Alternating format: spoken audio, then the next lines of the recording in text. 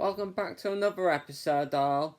Throughout this episode, I'm going to be discussing about a whitewash which the hate group Autism Speaks has been doing.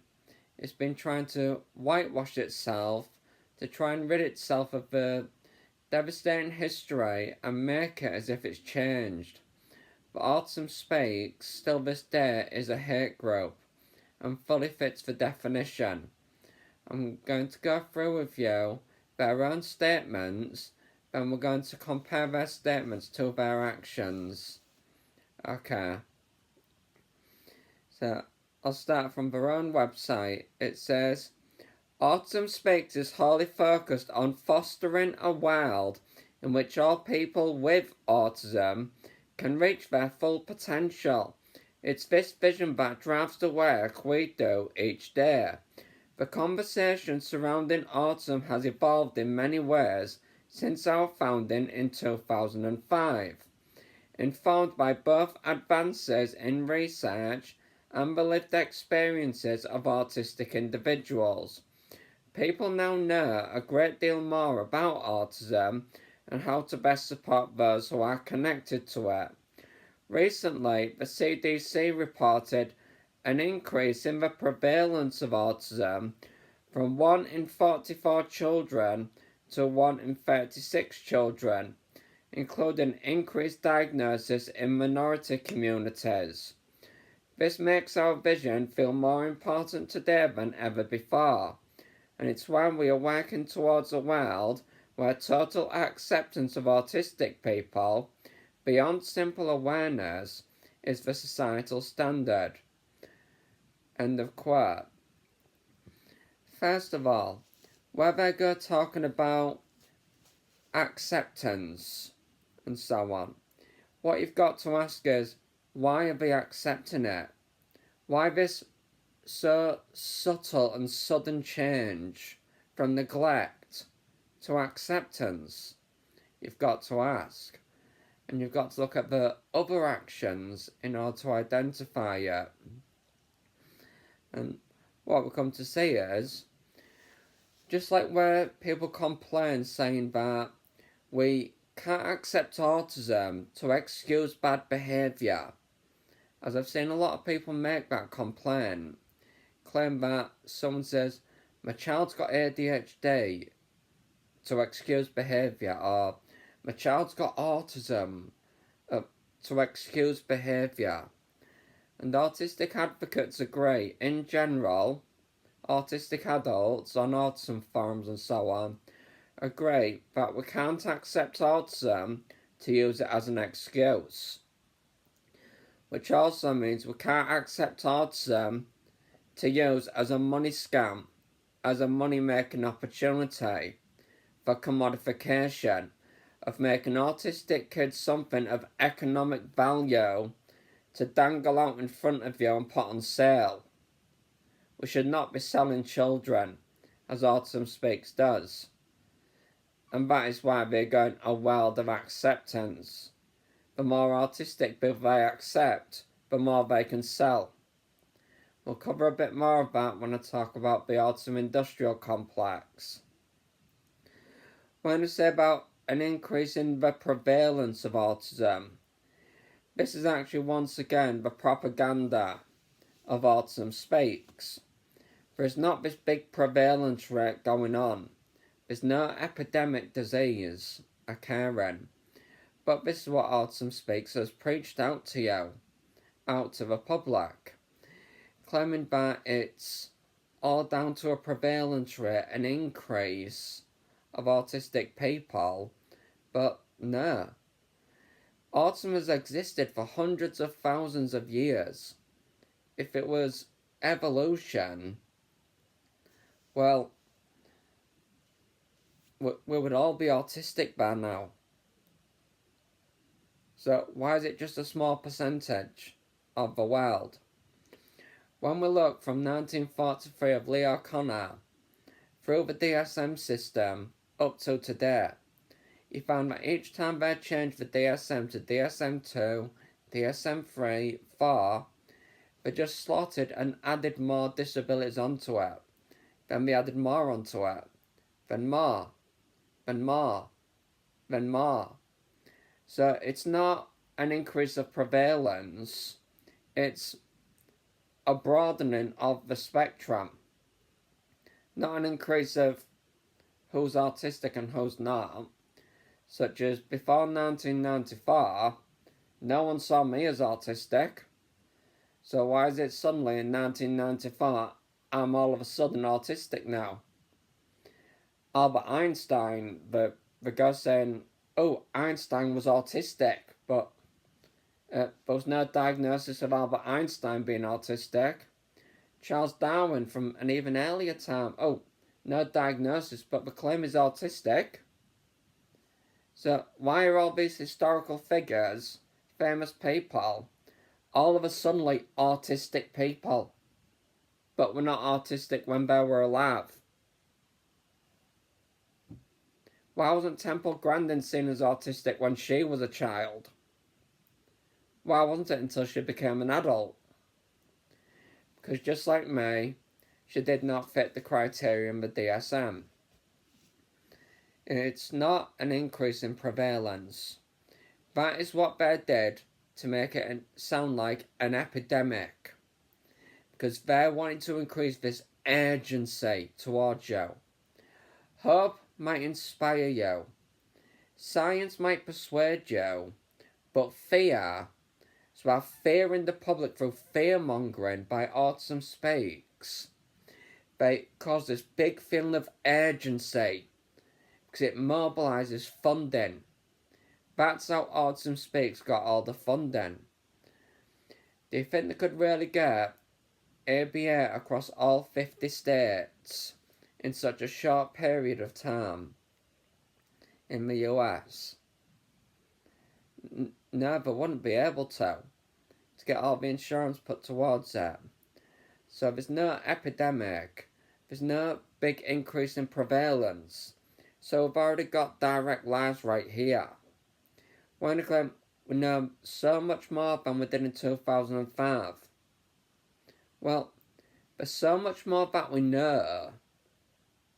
Why doesn't Autism Speaks share it? Such as we know now about double empathy. For example, why does Autism Speaks never talk about double empathy,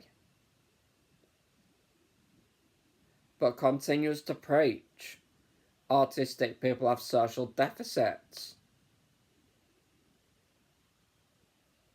Precisely, this is a bunch of lies. Now we'll move on to the next part, where it says, what is Autism Speaks policy on person-first or identity-first language? It claims, I quote, Autism Speaks utilises both identity-first language, autistic person, and person-first, person with autism. In 2019, we polled our community about their presence and heard that there's no one-size-fits-all approach. For that reason, we always recommend respecting individual preferences and using the language that feels most comfortable to the person on the spectrum. End of quote.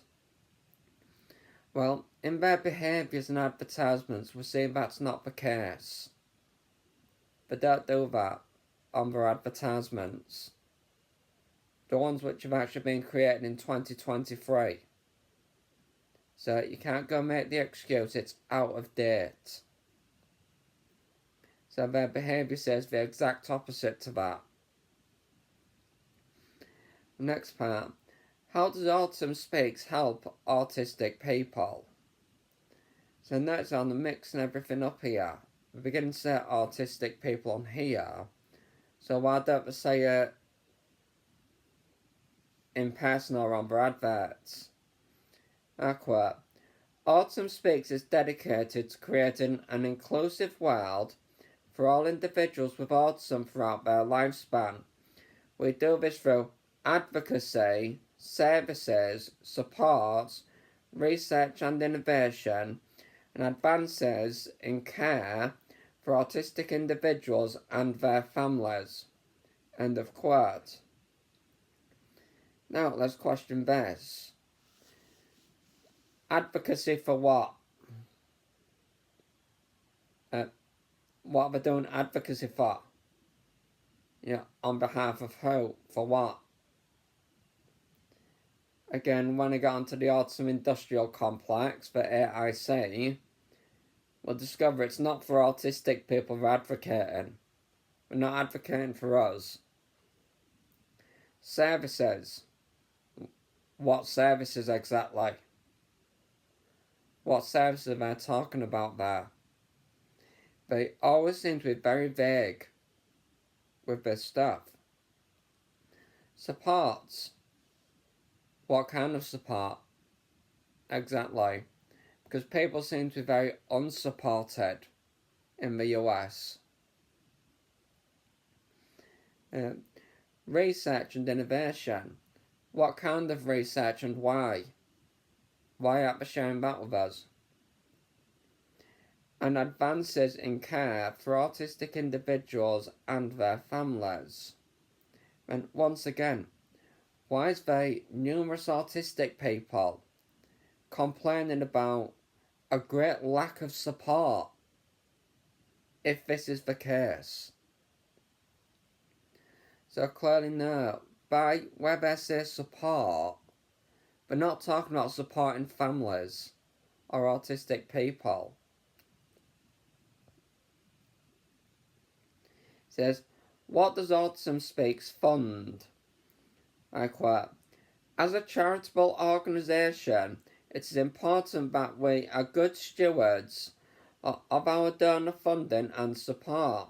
We pride ourselves on the fact that 86 cents of every dollar donated to Autism Speaks goes directly to research, advocacy, programs, and services. Each year we have exceeded the Better Business guideline for charitable credibility and aided more than 1.6 million autistic people and their families through free services and supports. End of quote. Now let's question that. 1.6 million autistic people. How many autistic people is there in the US? Ask yourself. They claim 1 out of 36 on their own website. So how many is 1.6 million in the US? So they're not supporting many, are they? Whether it goes in for support, research, programs, advocacy, that shows it's not going towards the family. All this funding that they say they're getting. So, no, they're not spending it for support. Witnessed by both families not getting support, and we're going to get to a bit more when we get to their stance on applied behaviour analysis. We're going to get to a bit more on that later. The next section says, what is Autism Speaks doing in local communities? I quote, Autism Speaks supports individuals and families in communities throughout North America, and the impact that we have at the community level is a core part of our mission. End quote. Take notice of the term impact. What kind of impact? Not a very good one according to the Autistic Voices. Not a very good one according to the parents of autistic children. All the parents saying, I can't get support. ABA is not working for my child, but there's no other therapies I can afford. So, how exactly are they helping? So, again, their actions tend to show the exact opposite. Again, this is some kind of big whitewash of themselves. So, the next part says, how has Autism Speaks evolved over the years? I quote, We have evolved as an organisation as we learned more about autism and the lived experiences of autistic people. When we were founded in 2005, hold on to that date, less was known about autism and the way it impacts people. In fact, in 2005, the prevalence was 1 in 166, and today the prevalence is 1 in 36. In 2013, the autism umbrella widened to encompass several diagnoses, including autistic disorder, Asperger's syndrome, childhood disintegrative disorder, and pervasive developmental disorder not otherwise specified. With this broadened definition, the number of people represented by an autism diagnosis expanded considerably, and with this came more perspective and points of view on what it means to be on the spectrum. Autism affects people in many ways, and no two experiences are exactly alike. We know that what works for some may not work for others. Hold on to that. We've listened carefully to our supporters as well as our critics over the years. We've learned a lot, and we're continuing to learn. I'll talk a bit more about that. About autism spectrum disorder, the evolving needs of the autism community and how we can help. All points of view are important, but once again, the actions don't show that. And we are working to ensure the entire community feels heard. Again, but the behaviour doesn't show that. From autistic individuals who can advocate for themselves, to parents and caregivers advocating for their loved ones, we believe it is our role to see, hear, and embrace their stories.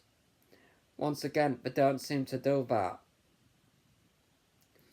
We hope that some of the discord in the community can eventually be replaced with a shared commitment among all of us who are working to support autistic people and their families. We've already covered in their funding section. It doesn't go towards the families, so they're not intended to support us. To creating a better world where all people with autism can reach their full potential. End of quote. Now that was a pretty long section, but they said that they go by the language autistic people prefer. That's already a contradiction here, because they're going by the term disorder, disorder, disorder, disorder, as if there's something deficient about us. That is not what the autistic community likes. They prefer the term disability. We do.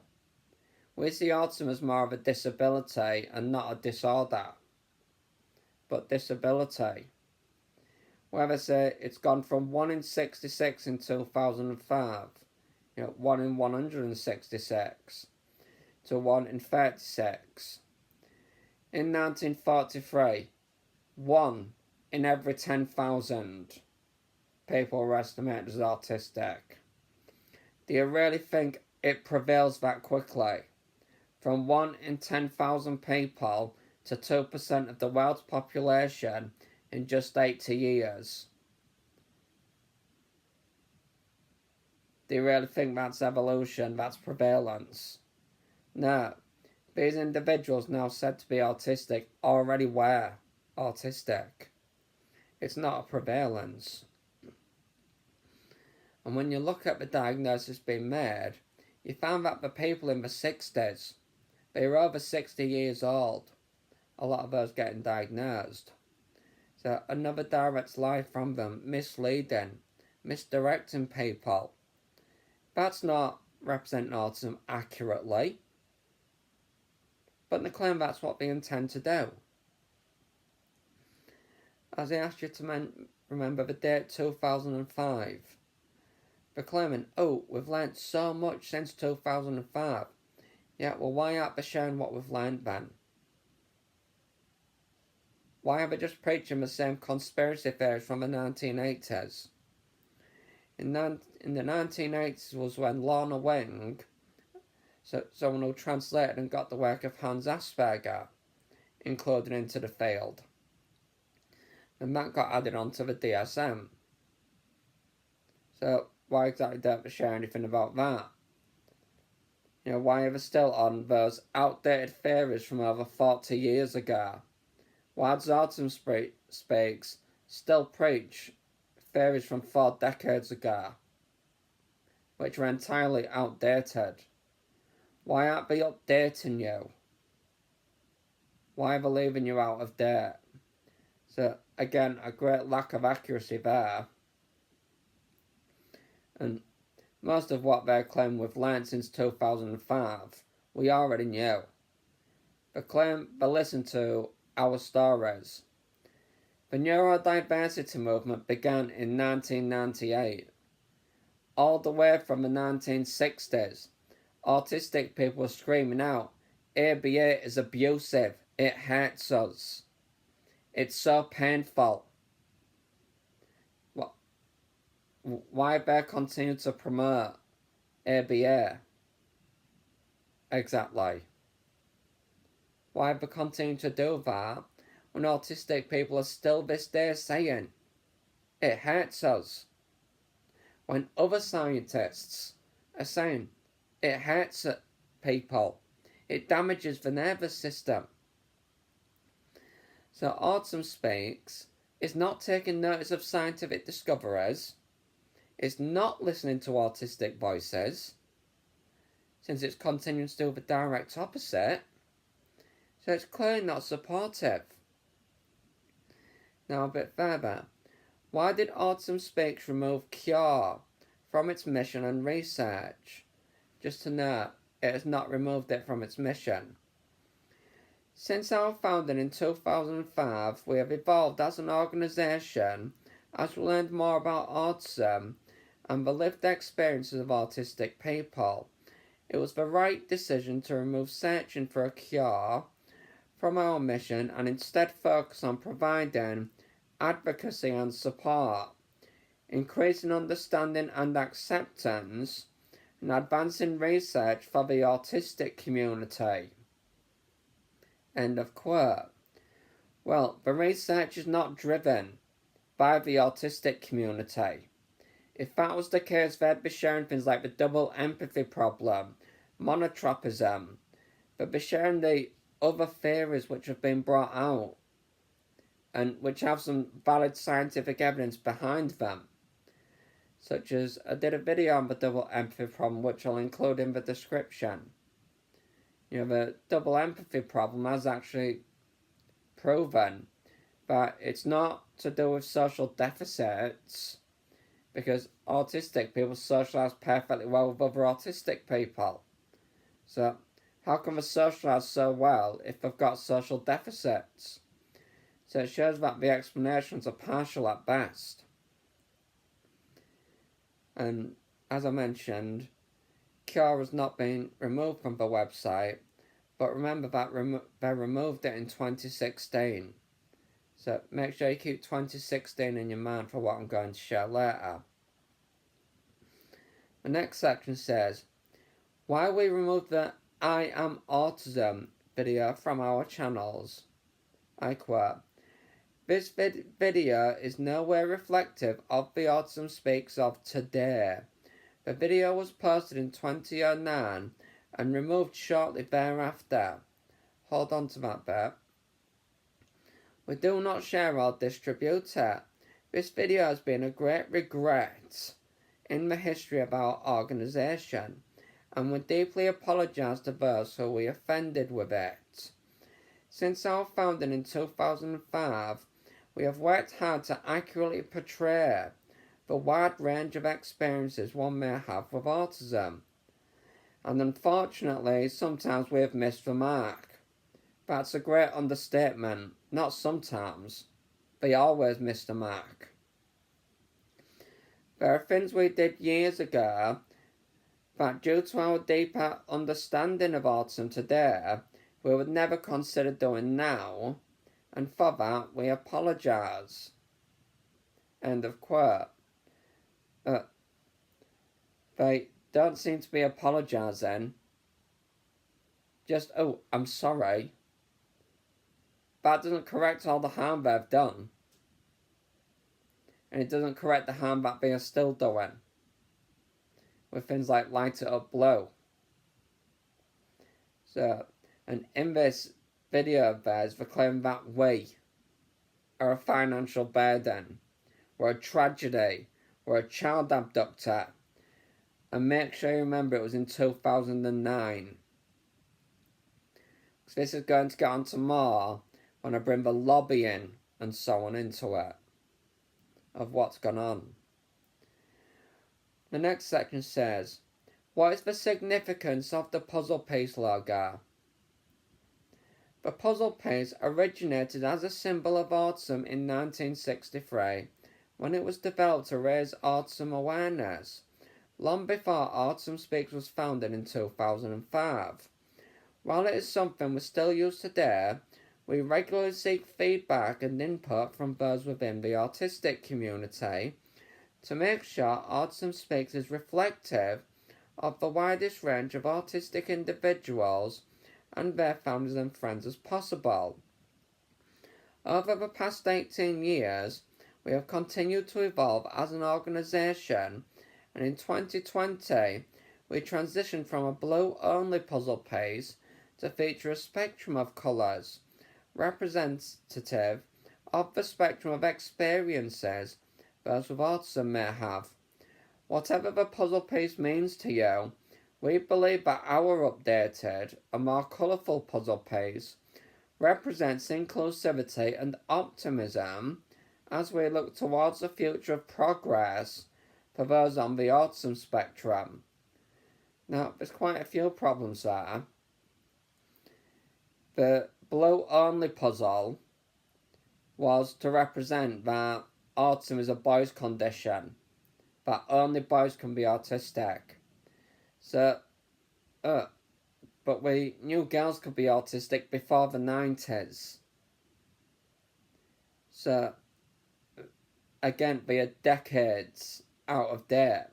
So clearly, they were not intending to be reflective of what autism is accurately. It wasn't trying to present it accurately, and we'll see that when we talk about their advertisements. But, such as, do you think your child, an autistic child, is some kind of terrorist who goes destroying your marriage, who destroys your family? Is that an accurate representation of autism? That we destroy our families, we destroy our parents' marriages, we empty our parents' pockets. Is that accurate? No, that was clearly intentionally inaccurate. They intentionally lied to fearmonger you, as I'm going to talk more about that soon. The next part. What is the goal of Autism Speaks funded genetic research? I quote, our work in genetics exists to help more autistic people access personalised precision care that will empower them to lead their best lives. Over the last 2 decades, Autism Speaks has made significant investments in genetic research. Why not towards support? Research and treatment through our genomic initiatives. So take notes of the word treatment there. Treating people through genetics. Genetic treatments. That's genetic engineering. Think of it, I can genetically engineer autism out of people with CRISPR. So, where I mentioned before, where they said, oh no, we're not trying to cure autism, they've just gone and confessed right there. That's what their research is all about. Genetically engineering autism out of people. Prenatal testing. Oh, abort them, they're going to be autistic. So another lie all over their own website. And they say, what is Autism Speaks' position on eugenics? I quote, Autism Speaks does not support eugenics. In the very previous paragraph, they've just gone and said they support eugenics. Now they're saying the exact opposite. Our research in the genomics field exists to help advance the field so that ultimately autistic people can have access to personalised precision care that will empower them to lead their best lives. End of quote. What is their best lives exactly? If it's self-determined, why do you need to alter our genes? Why do they want to do that? So clearly not. They are not against eugenics. And next. Again.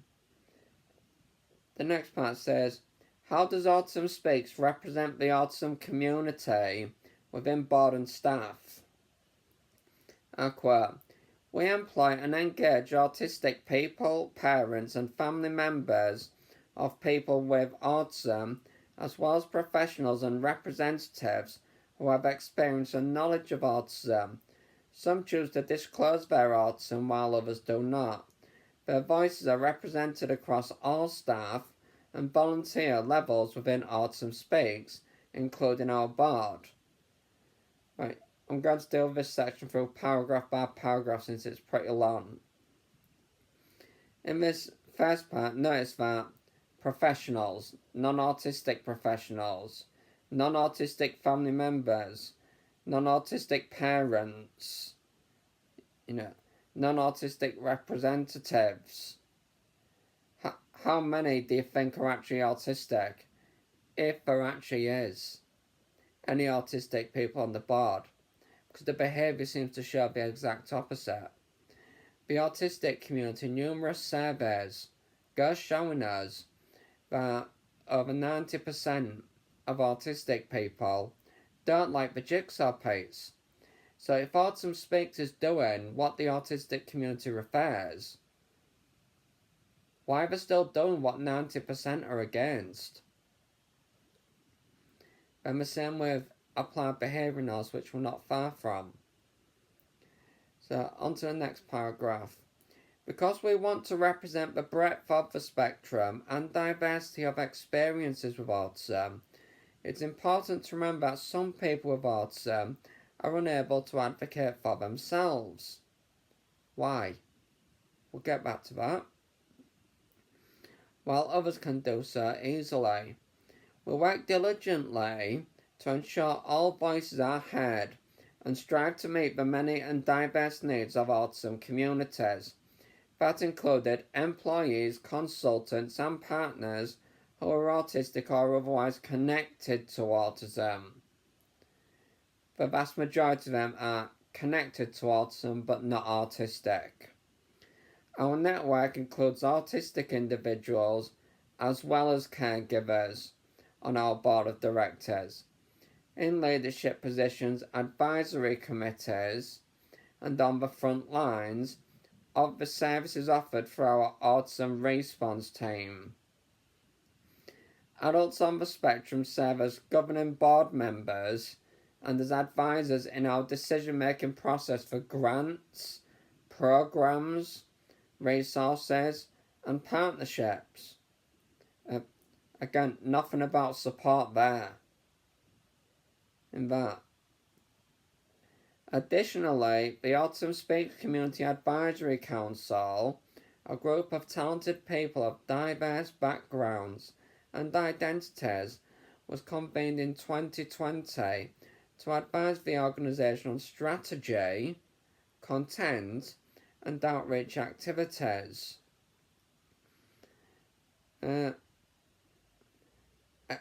Again, the behaviour doesn't show that.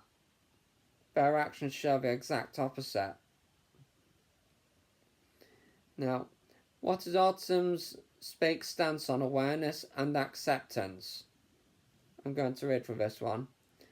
At Autism Speaks, we are working towards a world where total acceptance of autistic people, beyond simple awareness, is the societal standard. We believe that awareness and acceptance are both crucial to building a better world for people on the spectrum, no matter their age, level of need, or unique identity, as well as to fostering inclusion. While we fully support and work for acceptance, it cannot necessarily replace awareness.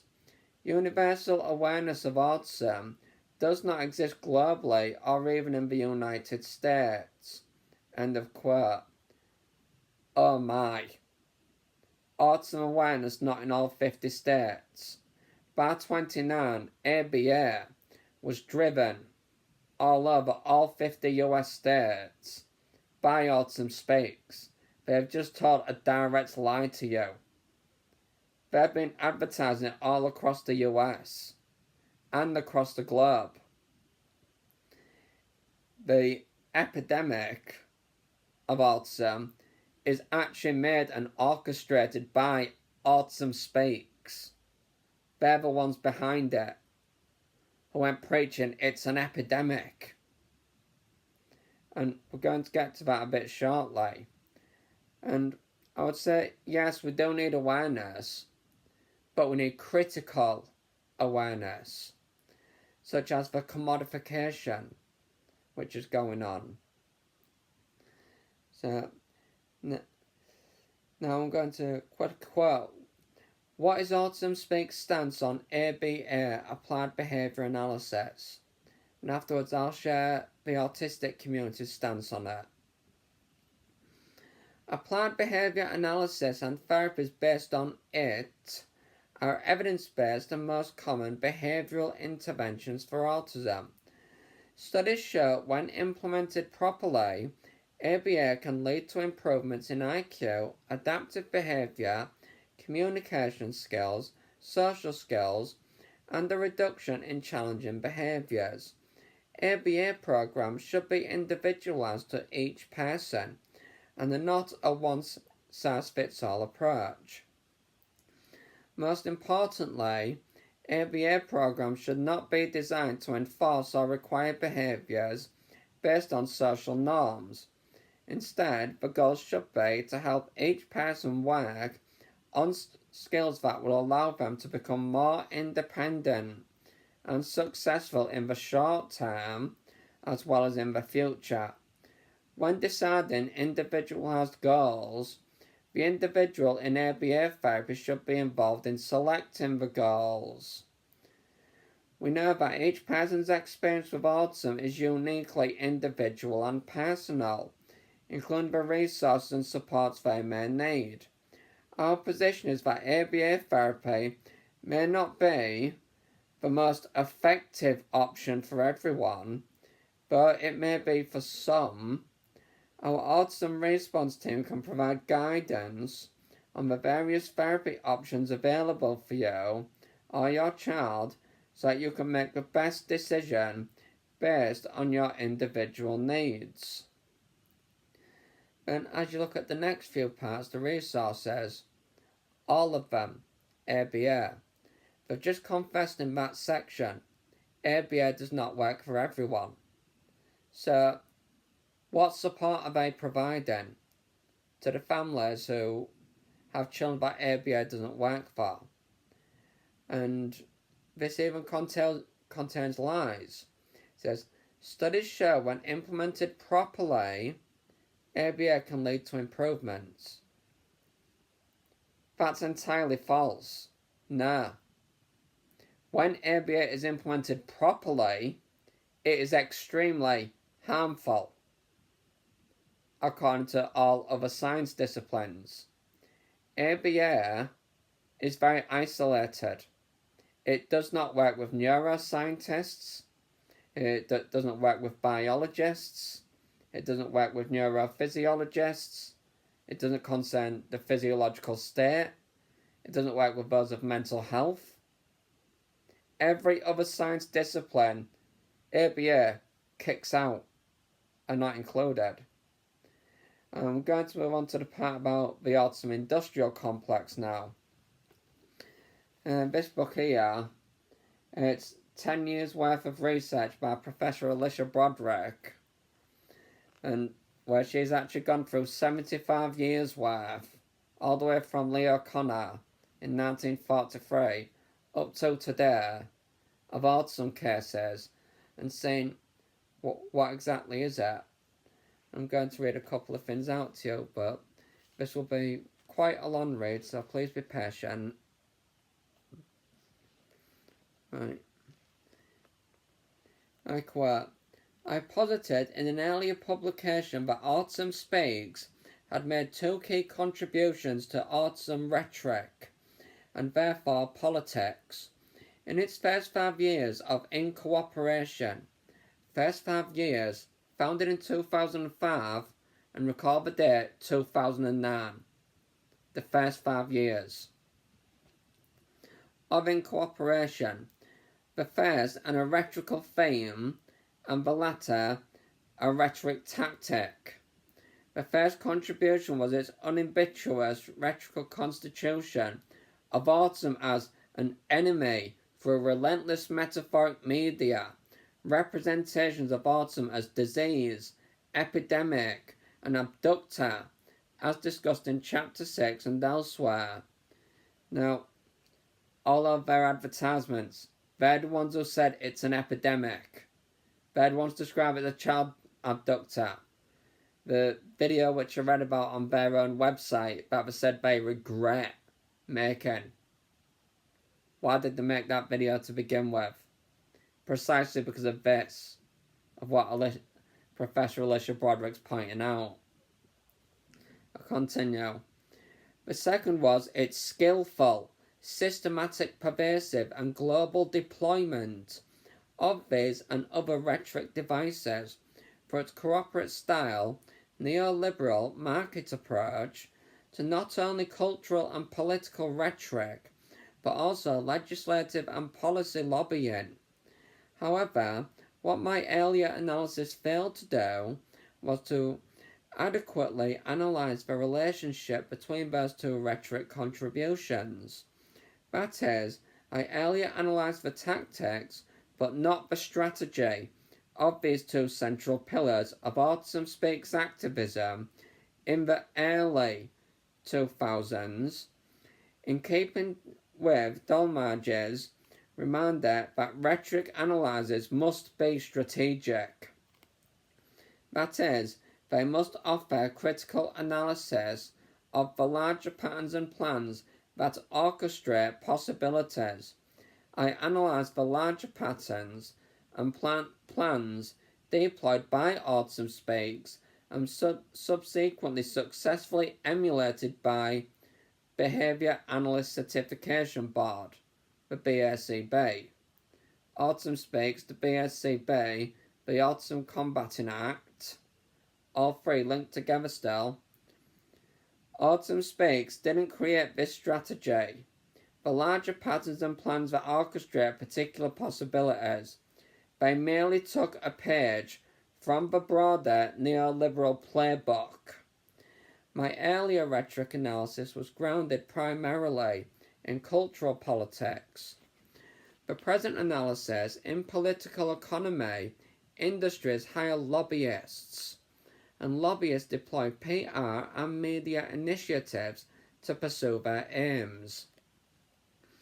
The overarching strategy connecting these two rhetoric contributions becomes obvious when examined through the lens of the Autism Industrial Complex.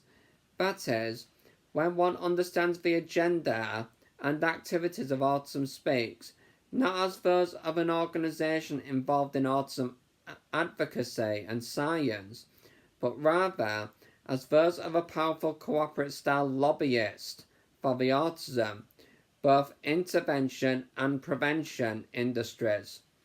As discussed in Chapter 6, the first 5 years of Autism Speaks, 2005 to 2010, that devastating video made in 2009, again, Speaks produced unambiguous and menacing PSAs, fundraising films, and media blitzes, all apparently designed to gloom media consumers to identify with and feel the fear of non-autistic parents, to loosen their own wallets by contributing to fundraising initiatives, and to back, or at least to block, Autism Speaks' legislative agenda. For example, Autism Speaks produced in 2007 an awareness or propaganda, depending upon your perspective, fundraising music video featuring the band Five for Fight entitled A World Where, asking, what kind of world do you want? And answering that rhetoric question with several stated aspirations, including a world where no family has to live with autism. Just after the vocalist sings the lyric, "Be careful what you wish for," this music video ends. Somehow, and ridiculously, apparently, unironically, with the superimposed text, Autism Speaks wants a world where autism is a word in the history books. Later in 2008, we're still continuing within that first 5 years.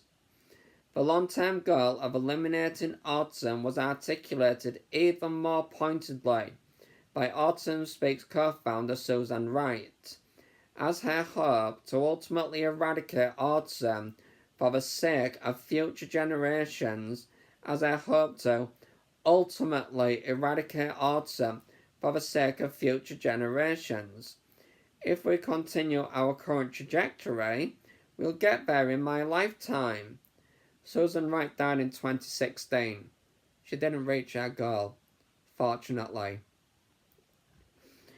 Thus, a central explicitly espoused goal of Autism Speaks from its inception has been to cure, eradicate, or otherwise eliminate autism in the future. The genomic research we've discussed, prenatal testing, we see that in the prevention industry, ABA, the intervention industry of Autism Speaks. To continue, during those first 5 years, many autistic activists and academics, myself included, were reactively responding to the dehumanizing, fear-mongering rhetoric of Autism Speaks as if the organization were merely unimaginably ignorant and needed to be better educated about the perspectives and agendas of autistic people. But cultural fear-mongering has been a tried and true tactic of fundraising and electoral politics since time immemorial. Why on earth wouldn't it have been employed in this case? What autism's ontological history should have taught us is that autism is apparently almost infinitely malleable, and within capitalism, this history should also have taught us that in many ways, autism is what we need autism to be. Autism is as autism does. Autism Speaks, from its inception, has been advancing the interests of the autism industries, their research, the prevention industry, the intervention industry, the Judge Rottenberg Center, and so on. Autism Speaks, from its inception, has been advancing the interest of the autism industries, and it has served a uniquely outsized role in institutionalizing both the rhetoric ideological as well as the material economic architecture of the AIC. Because of that unique role, bridging both rhetoric and economic architecture, we can see the ways in which the former has always been deployed in service of the latter, and therein lies the rhetorical strategy. Arguably, Autism Speaks so aggressively produced media for widespread consumption that constituted autism as a disease, an epidemic disease no less. Not because anyone necessarily believed the repeatedly asserted equations with cancer or diabetes, neither of which involve epidemic spread either, but rather because they needed it to be ontologically cast as disease if the second prong of their strategy were to be successful, lobbying for legislation that would streamline the harvesting of health insurance funding as a steady stream of third-party funding for ABA intervention. If health insurance funding were identified early on as a potential revenue stream to subsidise access to ABA intervention, then it would be necessary to invest some time and media saturation in the production of autism as disease in order to make the subsequent argument that ABA intervention was medically necessary and therefore logically appropriately funded by health insurance dollars. End of quote. So you can see the whole thing there, from Autism Speaks to BACB, all of them were in on it together in the Autism Industrial Complex on money making and so on, about lobbying. We've now got private equity in dealership with key stakeholders that gather together every single April for an Autism Investor Summit. And this is why Autism Speaks does not support other interventions, even though ABA is harmful, proven by scientists of alternative disciplines to the human experience. So even though we've got evidence it's harmful, they've been caught in publication bias, their journals are full of conflict of interest. So even though we've got all this, why is it being promoted? We've got numerous accounts of autistic people claiming ABA hurt them. Why aren't they taking notice of that? Do you think the majority of ABA workers are doing it incorrectly? Or do you think they're doing it correctly the way they were trained to do it? I safely assume the majority of ABA workers are doing it the way they were taught to do it. That they're doing it the correct way, and we still find the majority get hurt.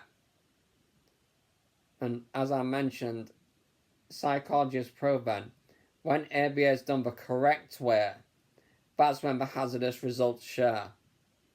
But when a therapist is willing to twist and break the rules of ABA, rather than do ABA correctly, they're the ones who get good experiences.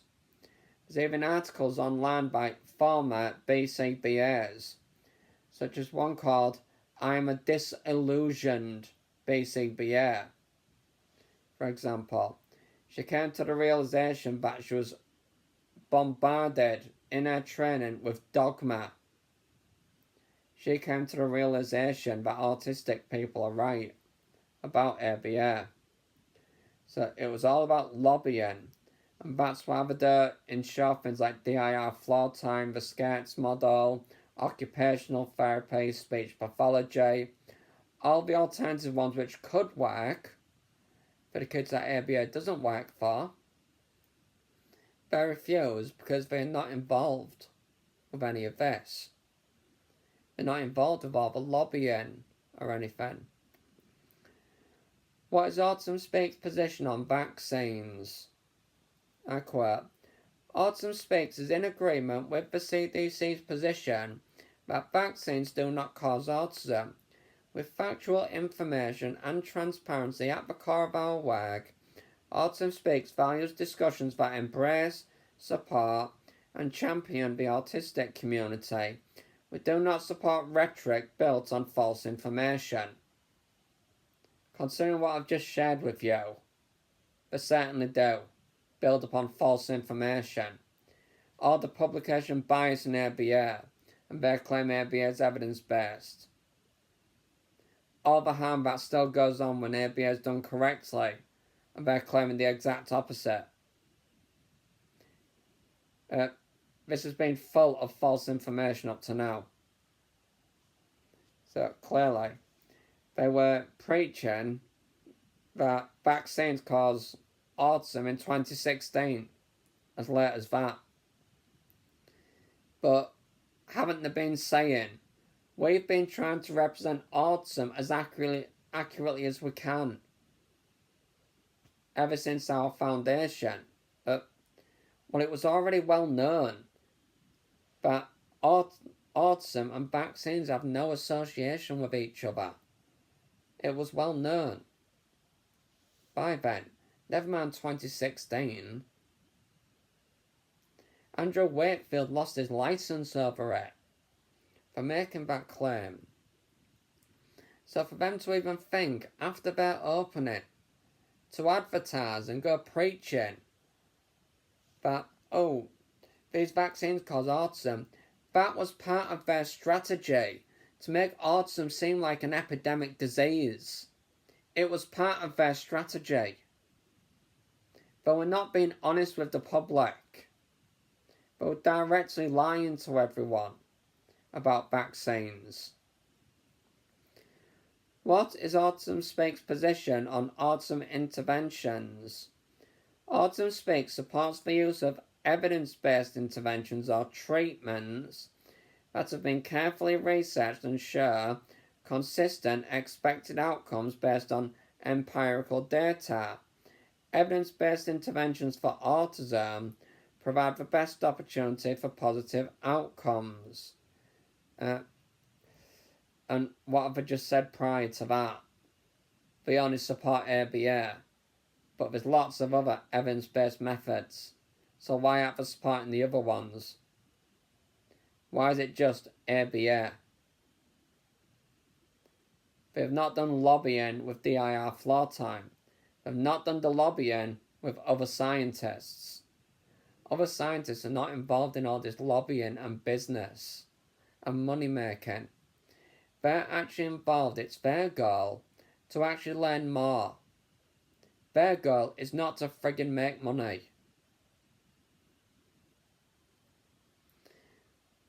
What is Autism Speaks' position on non-evidence-based practices or interventions? I quote, Autism Speaks does not support non-evidence-based practices or interventions.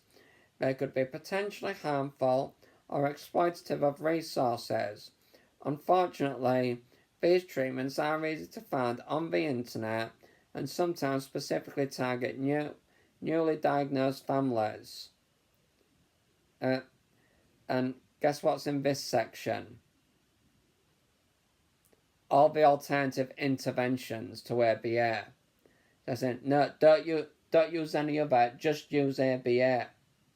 Don't use any other intervention. Because the other interventions like DIR floor time are not involved with all this lobbying business. They're not involved in all this money making. They're not involved with that. So that's all over Autism Speaks' first page. Now I'm going to read something from a neuroscientist, Elizabeth B. Torres, who read Professor Alicia Broderick's book in advance of what she had to say when she read all this history for 75 years worth. I quote, Autism is at an inflection point today. We are poised for a paradigm shift in autism research, education and therapies. This book initiates that shift and does so superbly.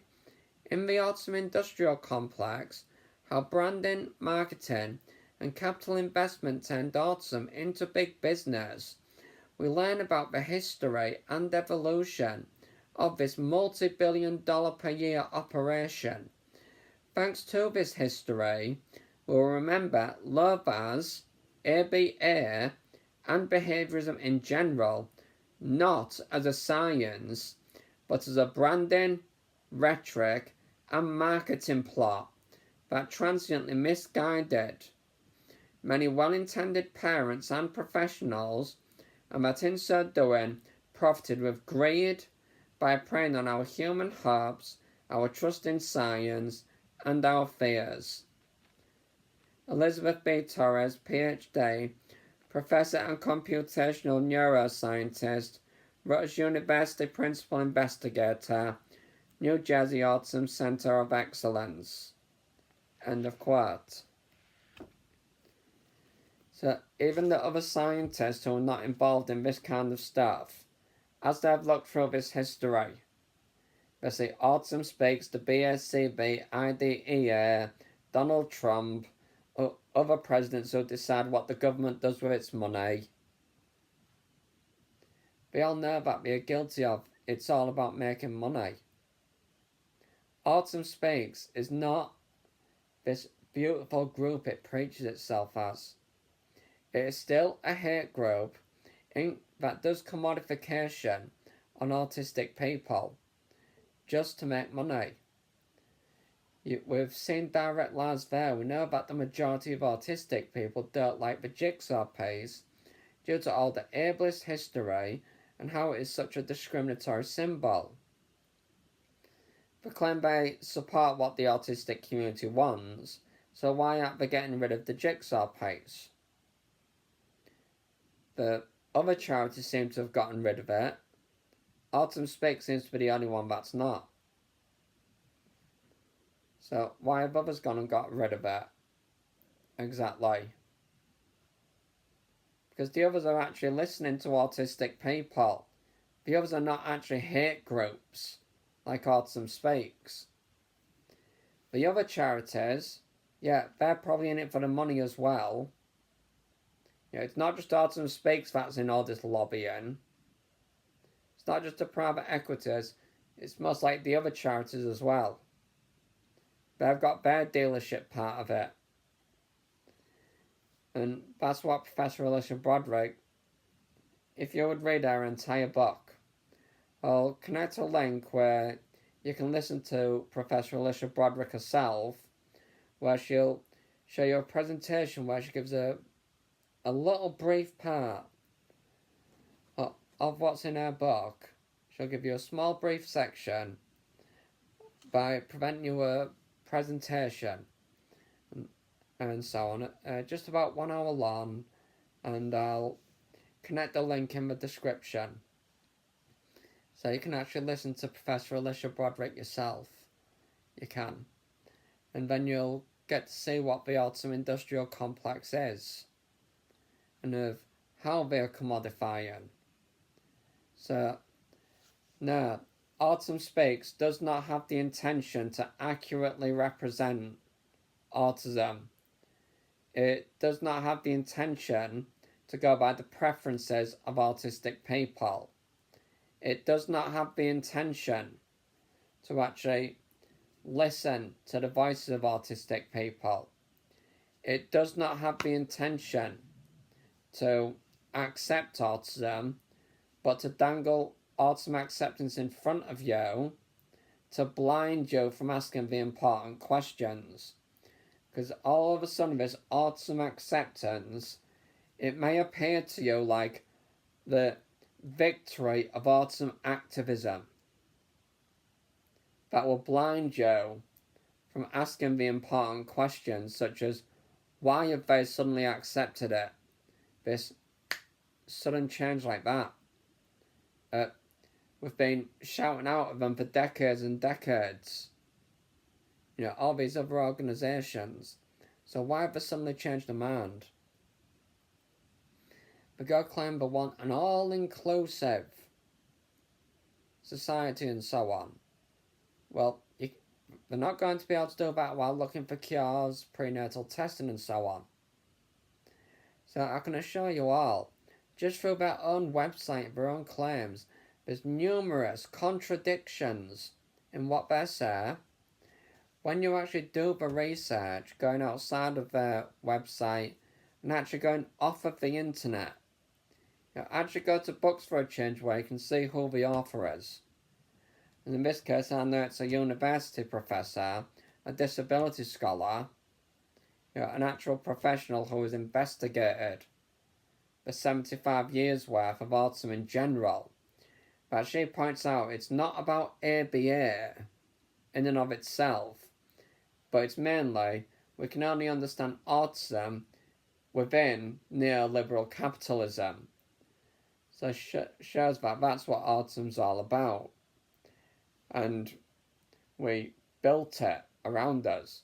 It began as a bunch of ideas, because just think to yourself, autism has been here hundreds of thousands of years, right?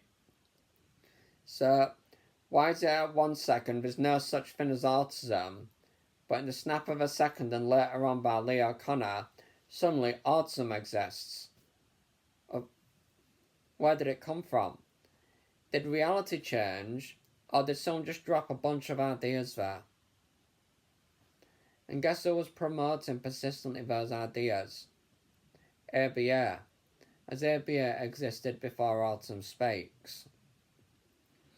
And Autism Speaks came in, exploited their own grandson, and so on, and went advertising, doing the commercial profiteering, in order to magnify and make ABA medically necessary by misrepresenting autism intentionally.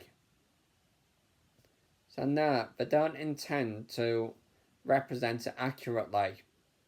They're a hate group, they're a bunch of liars, they're not honest people. So do not trust this big whitewash that they are trying to do over their history. They are not a supportive organisation. So I ask you, do not support them. Because if they supported autistic people, why do they neglect self-advocacy networks? So if there's autistic people self-advocating, why are they neglecting those groups rather than working with those groups? So that shows no. Autism Speaks does not want to collaborate. They want to continue with their agenda of looking for a cure through genomic research and CRISPR, through genetic engineering, treatment, and so on.